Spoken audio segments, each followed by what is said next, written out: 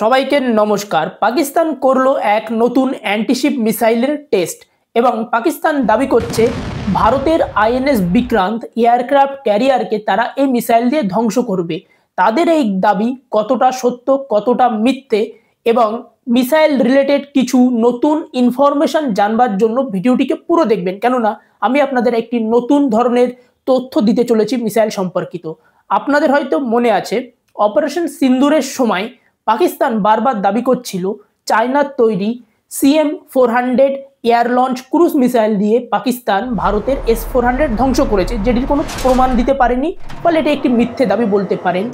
এই CM-400 মিসাইলকে এরা modify করে এর নেভাল ভার্সন বানিয়েছে, যেটির নাম দিয়েছে স্ম্যাশ।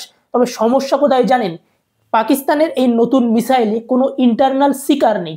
সিকার বলতে বোঝায় মিসাইলের নাকের ডগায় এক প্রকার ছোট র্যাডার টাইপের জিনিস থাকে, আপনারা এই ছবিটা দেখতে পাচ্ছেন, যেটি মিসাইলটিকে কি করে বলুন তো গাইডেন্স দেয়। অর্থাৎ কোনো নির্দিষ্ট টার্গেট, ধরুন এই আমার কাছে একটি পেন আছে, এটি মিসাইল, ধরুন এটা টার্গেট এখানে আছে, টার্গেট পর্যন্ত যাচ্ছে মিসাইলটা, কিন্তু টার্গেট যদি সরে যায় কিংবা দিক পরিবর্তন করে কিংবা অন্য জায়গায় চলে যায়, তখন এই শিকারে যেহেতু র্যাডারের সিস্টেম থাকে, ওখান থেকে কিন্তু মিসাইলটি বুঝে নেয় তাকে কখন দিক পরিবর্তন করতে হবে, কোন দিকে যেতে হবে, মিসাইল নিজে থেকে আয়ত্ত করে ফেলে। কিন্তু শিকার না থাকলে কি হয়, মিসাইলের সফটওয়্যারে আগের থেকে এইসব ইনফরমেশান জমা করে দিতে হয়, কিংবা আগের থেকে এই ইনফরমেশান দিয়ে দিতে হয় যে তুমি এত ডিগ্রি অ্যাঙ্গেলে গিয়ে মুড়বে, এত উচ্চতায় গিয়ে এই দিক পরিবর্তন করবে।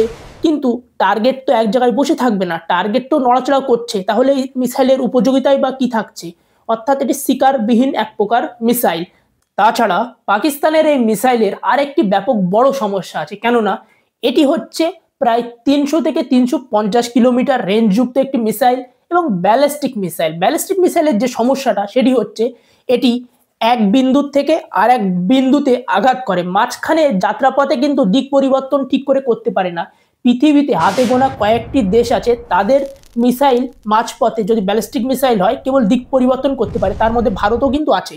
কিন্তু পাকিস্তানের এই যে ব্যালিস্টিক মিসাইল এরকম অর্ধবৃত্তাকার একটা পথ অতিক্রমণ করে, ফলে এয়ার ডিফেন্স সিস্টেম MRSAM বলুন কিংবা বারাক 8 কিংবা S-400 অঙ্কের মাধ্যমে ক্যালকুলেট করে কম্পিউটারে খুব সহজে কিন্তু এই ধরনের মিসাইলকে ধ্বংস করে দিতে পারে আকাশে, কেননা এর যে পাথ বা যাত্রাপথ আগের থেকে জানা যায় যে ব্যালিস্টিক মিসাইল কিভাবে আসছে।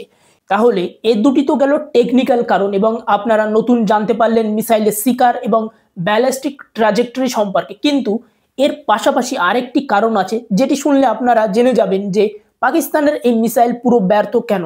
ভিডিওটি এতদূর পর্যন্ত পছন্দ হলে কমেন্টে জয় হিন্দ লিখতে ভুলবেন না এবং চ্যানেলটিকে অবশ্যই সাবস্ক্রাইব করবেন, কেননা আমার চ্যানেল একদম ছোট চ্যানেল, প্রায় 500 সাবস্ক্রাইবার, এটিকে আপনারা 1000-এ নিয়ে যেতে সাহায্য করুন এবং ভিডিওটিকে লাইক করবেন অবশ্যই। তাহলে শুনুন, পাকিস্তানের যতগুলি নেভাল শিপ আছে তারা একসাথে মিলিতভাবে এই ধরনের 64টা মিসাইল একত্রে ফায়ার করতে পারবে ভারতীয় নেভি বা আইএনএস বিক্রান্তের দিকে। কিন্তু একটি সমস্যা আছে, সেই সমস্যাটি হচ্ছে রেঞ্জ।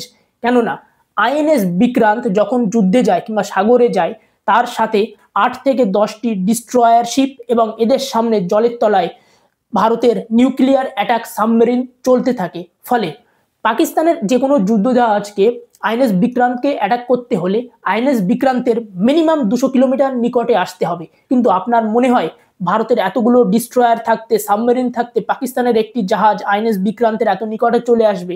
ধরুন ভেবে নিই এসে গেছে, তারপর কি হবে? আমি ধরেই নিচ্ছি যে ওরা এসে গেছে, কিন্তু এরপরেও কিন্তু কিছুই করতে পারবে না, কেননা আইএনএস বিক্রান্তের কাছে আছে প্রায় 100টি বারাক 8 অ্যান্টি মিসাইল ওপেন কিংবা এয়ার ডিফেন্স সিস্টেম। ফলে পাকিস্তান যদি সমস্ত নেভি একত্রিত হয়ে 64টি মিসাইল আইএনএস বিক্রান্তের দিকে ফায়ার করে, তার থেকে বেশি সংখ্যক এয়ার ডিফেন্স সিস্টেমের মিসাইল ভারতের বিক্রান্তের কাছে আছে। তার পাশাপাশি ভারতের যেসব ডিস্ট্রয়ারগুলো আছে তাদের কাছেও তো অ্যান্টি মিসাইল বা এয়ার ডিফেন্স মিসাইল আছে, তাহলে তো পাকিস্তানের একটি মিসাইলও আঘাত করতে পারবে না। আমি ধরে নিচ্ছি এগুলিও পাকিস্তান করতে সক্ষম হলো, ধরে নিচ্ছি, তারপরেও কিন্তু ব্যর্থ হবে। কেন জানেন?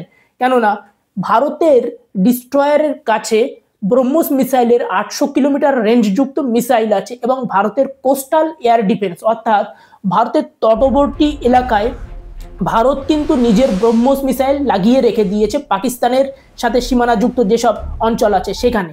ফলে 800 কিলোমিটার দূর থেকেই কিন্তু ব্রহ্মস মিসাইল দিয়ে পাকিস্তানের যে কোনো জাহাজকেই ধ্বংস করে দেওয়া যাবে সমুদ্রে। ফলে পাকিস্তানের নেভি যদি ভারতের নেভির কাছেই না আসতে পারে, তাহলে এই মিসাইল বানিয়ে কি করবে? মাথায় দেবে, নাকি মানে লোককে বোকা বানানোর জন্য বানিয়েছে এই মিসাইলটা? তাছাড়া ভারতের আইএনএস বিক্রান্তে আছে MiG-29 ফাইটার জেট। পাকিস্তানের নেভি ভারতের নেভির নিকটে আসার আগেই এই MiG-29 গিয়ে পাকিস্তানের নেভিকে পুরো ধ্বংস করে দেবে। ফলে পাকিস্তানের এই মিসাইলের যে কি উপযোগিতা আমি নিজেই বুঝে উঠতে পারছি না।